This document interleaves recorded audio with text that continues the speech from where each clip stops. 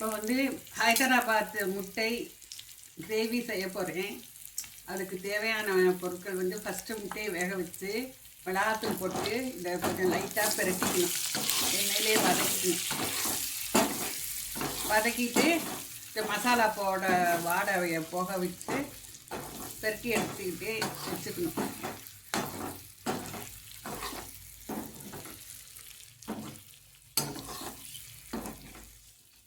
பெரட்டி நல்லா கொஞ்சம் இது ஆவியில் கொஞ்சம் நம்ம வேக்காடு கொடுக்கணும்.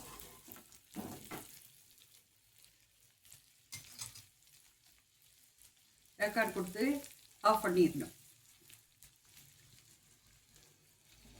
அடுத்தது நம்ம வந்து கிரேவிக்கு தேவையான மசாலா போட்டு கிரேவிக்கு தேவையான ஹைதராபாத் க்ரீன் கிரேவிக்கு தேவையான மசாலா வந்து ஒரு 2 சின்ன வெங்காயம் பொடிசாக அரிஞ்சு வச்சுருக்கேன். வெள்ளைப்பூடு கொஞ்சம் தட்டி வச்சுருக்கேன். இஞ்சி கொஞ்சம் தட்டி வச்சுருக்கேன். கருவேப்பிலை தாளிக்கு எடுத்து வச்சுருக்கேன். கொத்தமல்லி புதினா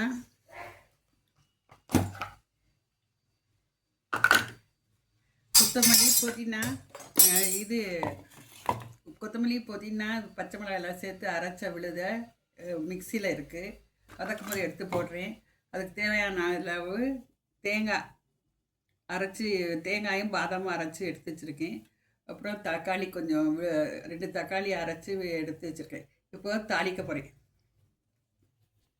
ஏலக்காய் போட்டு தாளிக்கணும். 2 பட்டை 2 ஏலக்காய் தாளிச்சுட்டு கருவேப்பிலை போட்டு தாளிக்கணும்.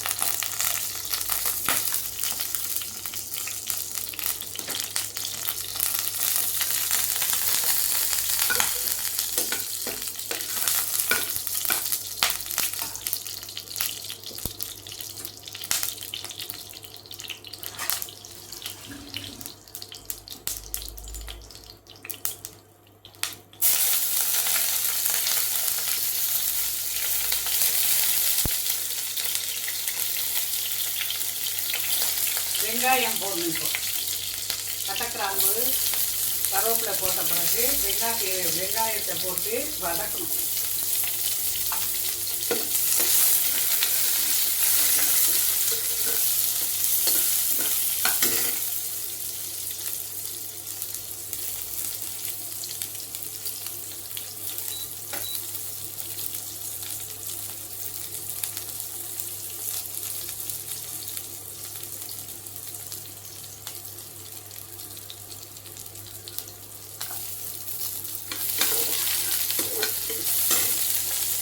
இஞ்சி பூண்டு விழுதை போட்டு நல்லா வதக்கணும்.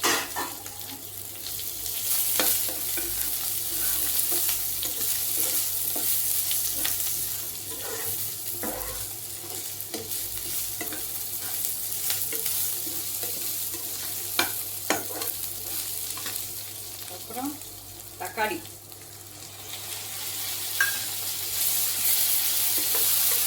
தக்காளியும் நல்லா வதக்கணும். தக்காளியோட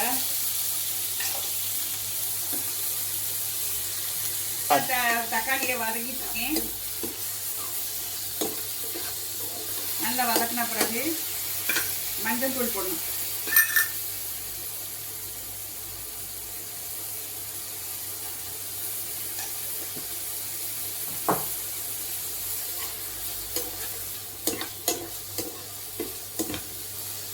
மஞ்சள் போட்டுட்டு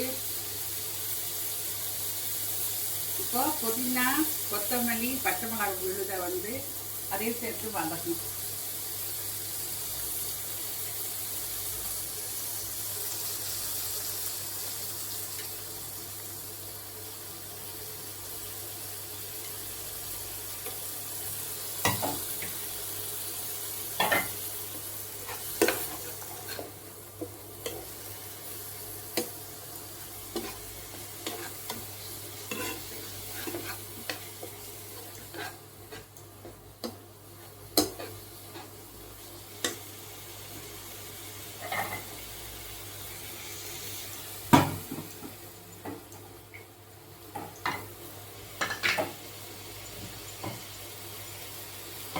அதோட தேங்காய் விழுதை வந்து அதே சேர்த்து வதக்கிடணும்.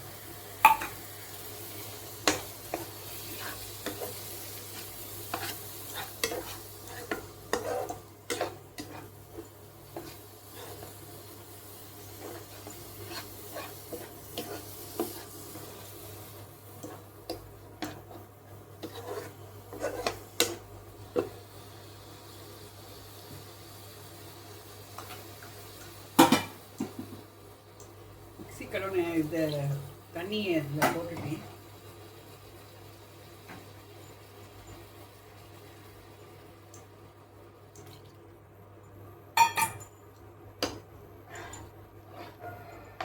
அதோட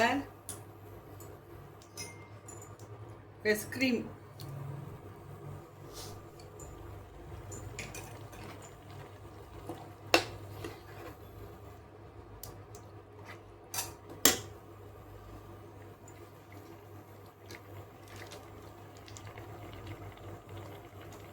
தயிர்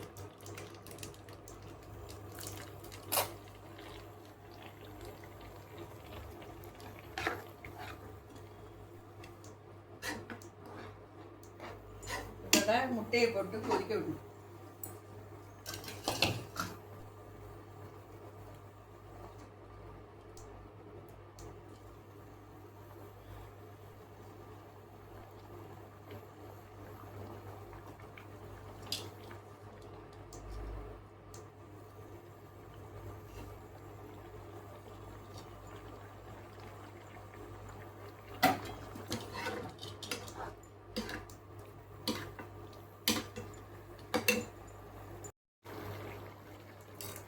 போட்டுட்டு நல்லா நம்ம கிரேவியை கொதிக்க விடணும். இந்த பச்சை வாடை போக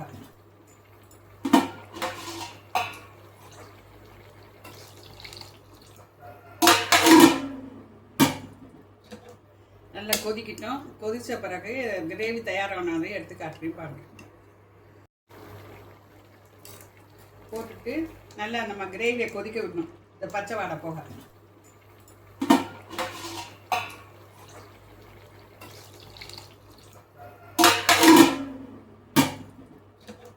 நல்லா கொதிக்கிட்டோம். கொதிச்ச பிறகு கிரேவி தயாரானதை எடுத்து காட்டுறேன் பாருங்க.